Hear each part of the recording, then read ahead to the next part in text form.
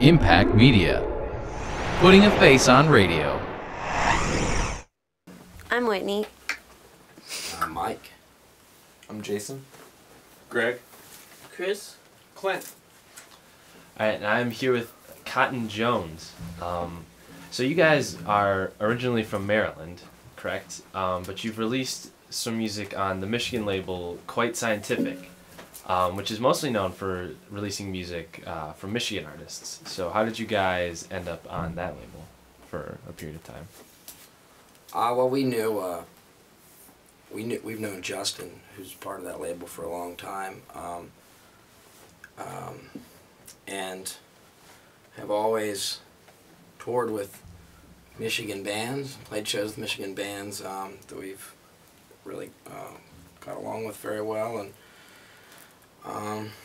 so yeah, I don't know. I think we just all have a lot of the same friends, and Okay. yeah, they were kind enough to put out some of our music for us, you know. What Michigan bands have you played with or toured with? Well, it started, we played with a band called Canada, Okay. from up in this area, and then on Othello, we're also from the Michigan area, and Frontier Ruckus, and that's probably, you know, and then like Joe from Canada, he is in a band called White Pines, and we've played with him. So I don't know, we've just, Yeah. you know, it all just kind of started there, and we've kind of just remained friends. Oh, cool. Okay. That's nice. Well, I know Cotton Jones was started as a side project for Page France. When did you guys sort of decide to shift your focus from Page France to Cotton Jones?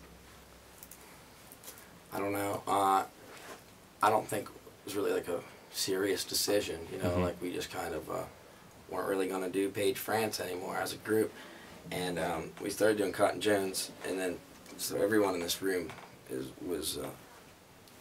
has been there, like, you know, through the Page France and onward. So I don't know.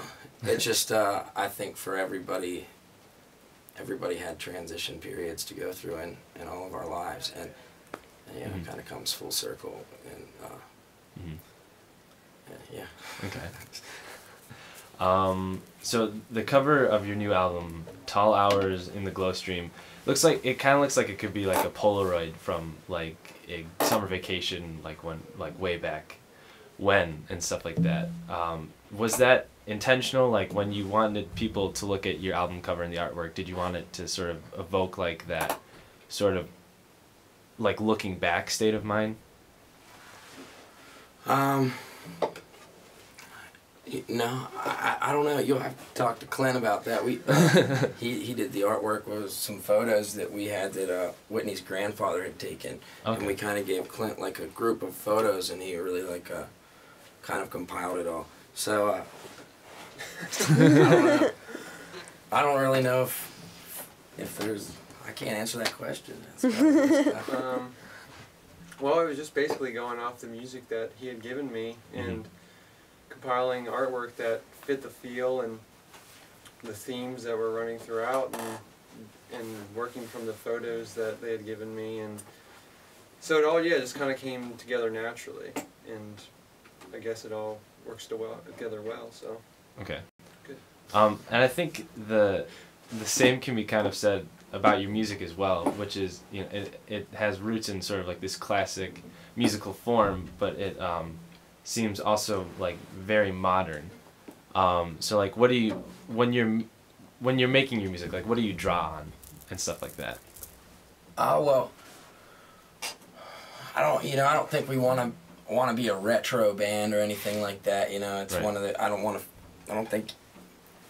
You know, it's our goal to feel disconnected from any contemporaries. You know, Right, it's just really. I don't know. I think that. Me personally, I can speak for myself that I connect to music that is, you know, very song based, and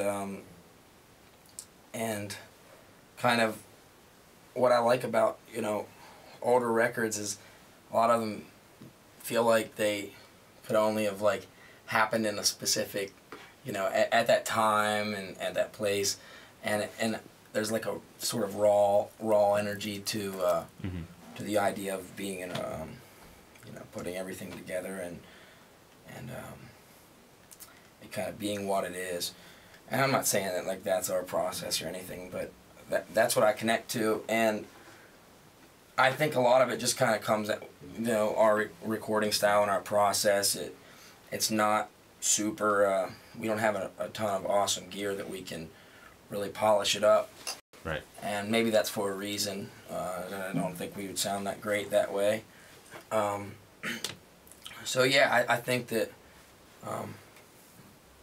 I hope it kind of works both ways. I hope it does feel it does make sense today, and hopefully it will make sense like for, you know, sometime down the road too. That's yeah. kind of what we're hoping and shooting for. Because I think the first time I heard your newest record, it seemed to me at least it was very familiar but completely new, or something like that, which I think is something that is really evoked in your guys' like music and sound and all that.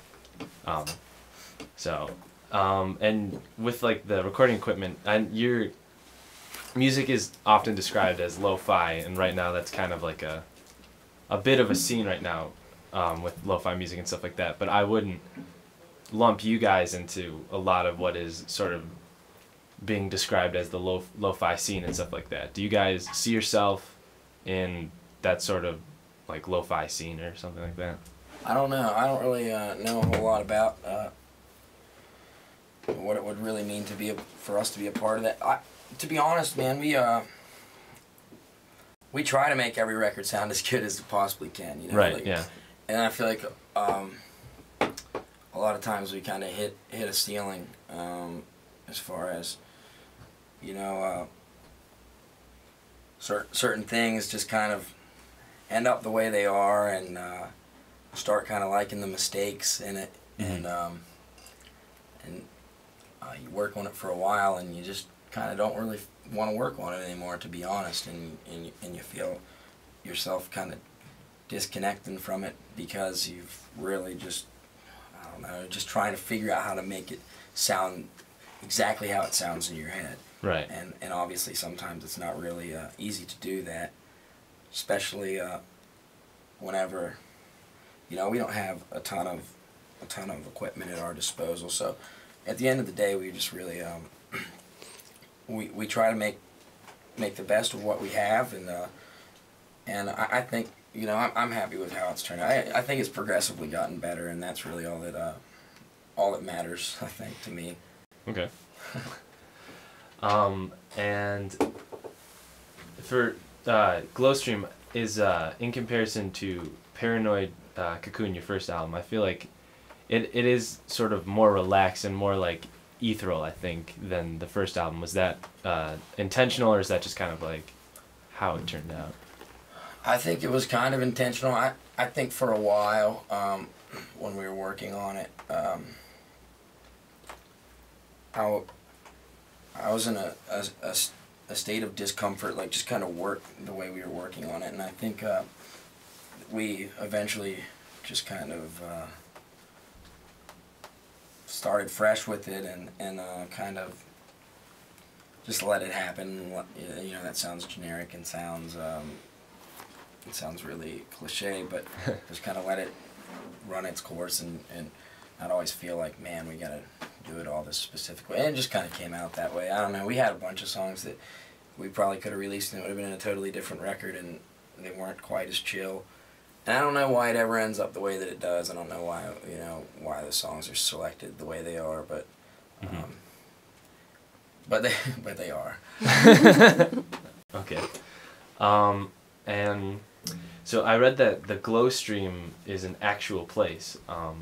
Is that true? Well, it's an actual place for me. It's, you know, that's just a name that kind of gave it to make sense here within these songs, and